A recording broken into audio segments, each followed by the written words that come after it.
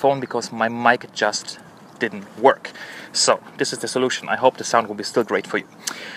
So yesterday I brought back the 2018 K1600B bagger, and it was actually a jump, not up but down in sense of power, because here we have now a 1-cylinder 313 cubic centimeters or cc engine, 1-cylinder 4-stroke, producing 34 horsepower at 9,500 RPM. We have a maximum torque of 28 Newton meters at 7,500 RPM. Top speed with the GS is 143 kilometers an hour. Volume for the tank 11 liters, 1 liter of that is the reserve, and we have a few differences to the R. So let me just go around the bike so you actually can see it a little bit better. Now, and I'm sorry, I'll have to read a little bit because there's quite a lot of differences. So obviously the look is completely different. You can see this is pretty much a small GS. Everyone who has seen a GS before will be familiar with the look, very off-roady look. That's why I came here today. By the way, this is the Tuna Lake behind me, a beautiful picturesque lake here in Switzerland, in Bern, or the canton of Bern. If you're interested, just come by. Obviously you see it's very, very nice.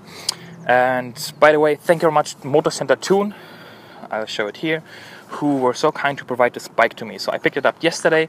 I didn't drive it too much because I was driving the G310 already, which I'll link on top here. Just check that video. And the engine is exactly the same. So, as I mentioned, 1-cylinder, 34 horsepower, 28 Newton meters. So the differences are pretty much in the front wheel, the suspension, and the look of the bike. So let me tell you. 143 kilometers an hour top speed for the GS, 145 for the R. We have here 180mm suspension front and rear versus the 140 and 131mm in the back in the R.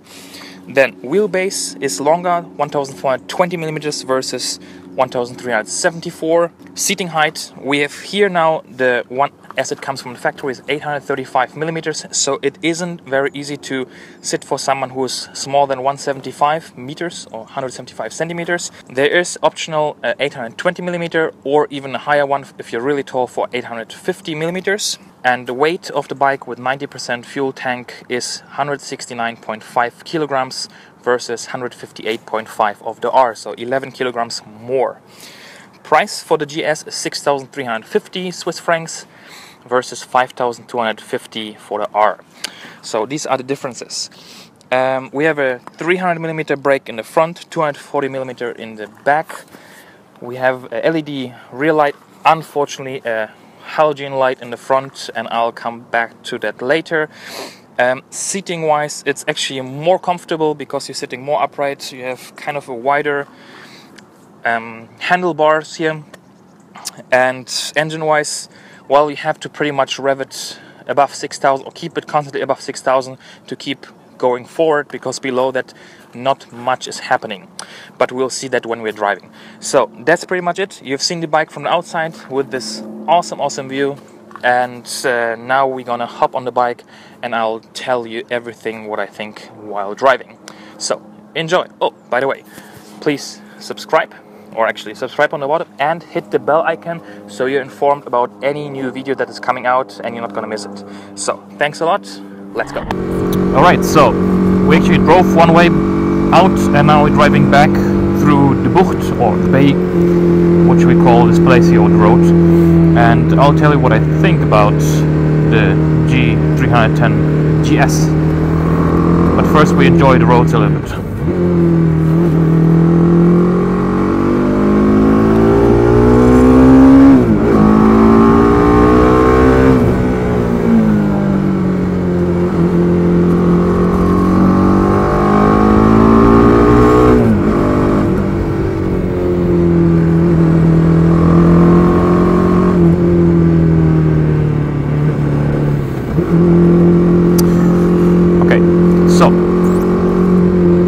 Facts, you know, this one compared to the R is 1,100 francs more, so 6,350 versus 5,250.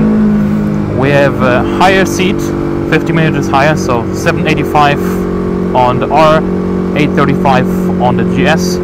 We have a longer wheelbase, exactly 50 millimeters as well, and have a higher weight of 169.5 versus 158.5. Now, engine is everything the same, so the ref range is really late.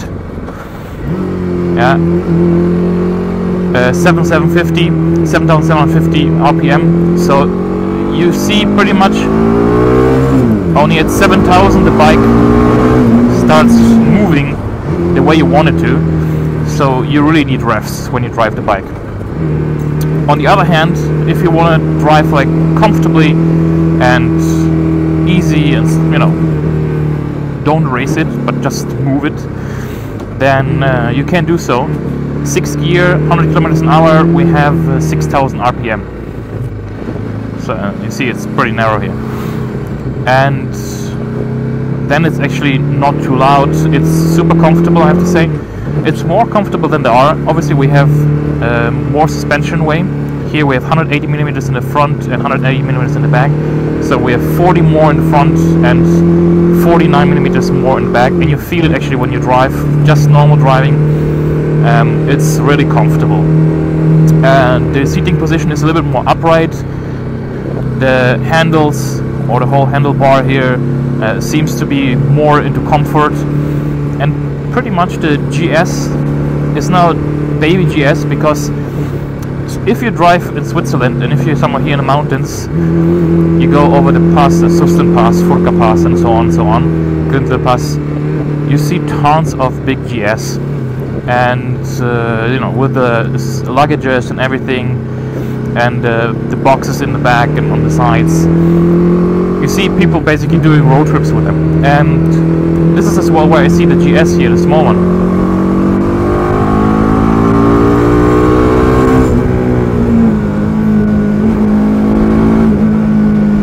And this is where I see the GS as well. So who is it for? Now, who needs a one-cylinder 34 horsepower GS? I would say it's someone who is beginner. However, he or she must be taller, because again, I mentioned the seat height is pretty high, and you can get an 820 millimeters and an 850 millimeters, so high or low one as well, from BMW directly as optional. And so it's someone who starts biking, someone who restarts biking, also has been biking in his youth, then stopped and now wants to go back on the bike again. Or maybe someone as a second bike, you know, because this thing is great. If you, for example, have a big GS in summer and you're doing all your tours and everything, this would be a great bike for the winter, in case you want to continue biking, you know. You can get heated grips for it, again from BMW Originals. However, no heated seats, so maybe you have to do that yourself. And obviously you have already the rack in the back to attach luggages, and there will be something coming out specifically for the G310 GS. So it will look basically like a baby GS, once you have done everything here.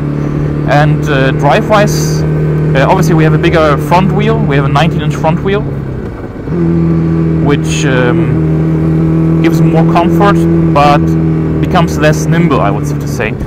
I felt like, for example, I was driving the BMW K1600B, and while driving, or once moving, I felt the K1600B was easier to put into the corner than this one.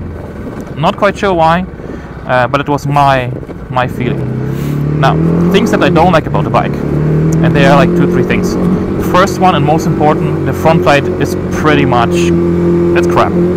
It's really not good. It's a halogen light. BMW gave this bike LED rear light, which is great, yeah. But in the front, you're pretty much like guessing where you're going in the night. So if you have no illumination whatsoever from the road, it's not fun at all. I really tried it in the night at like 10:30 p.m. and this was pitch black and I couldn't see much. It's super wide, I don't know for what. So you see all the animals left and right, but you don't see really far. It's a little bit better than on the R model, because I think the light is a little bit higher, but that's it.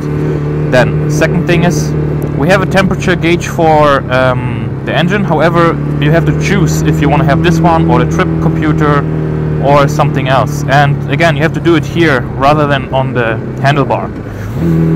And another thing is, the lights are not illuminated, so if you buy, for example, a KTM 125 Duke or 390 Duke, you have all the buttons illuminated. Here, nothing. Clutch has very little place, so basically it's very fine line between stalling the bike and actually moving it. It happened to me tons of times, I have to say. As well, even the guys from BMW say that the clutch is, I mean, not the BMW guys, but you know, Moto-Center Thun. One of the guys is that it's very short travel between like engaging the gear and moving and actually stalling the bike. And first, second gear, sometimes you have to really force it in. You have to move the clutch, let the clutch go a little bit, and then you can get the gear in, so it's not super precise. On the other side, again, comfort, it looks great. I think it looks even better than the R. It rides very comfortably, and well, time will tell how it will behave a couple of years down the road, you know. But again, it's a BMW. Yes, it's built in India, same like the R. But standard-wise should be, you know, should be fine. Everything is okay. So I guess that's it. Thank you very much for watching. Thank you very much, Moto-Center Thun again, here or wherever, for providing this bike to me. I think it's really nice. If I would have to choose between the R and the GS, I think I would take the GS. However, 1,100 Swiss francs more is quite a lot. It's like 20% on top of the R. So I'm not sure if young riders will actually pay the extra, you know, 1,100 if they get the same engine. So it's really much like father has a big GS, son starts driving, he gets this one, so they can go on tours together. This is where I see this bike. Yeah, that's it. Thanks a lot. Hope you enjoyed it. Subscribe, like and share. Hit the bell icon so you're informed when there's a new video coming out and you're not gonna miss it. And I see you next time. Peace.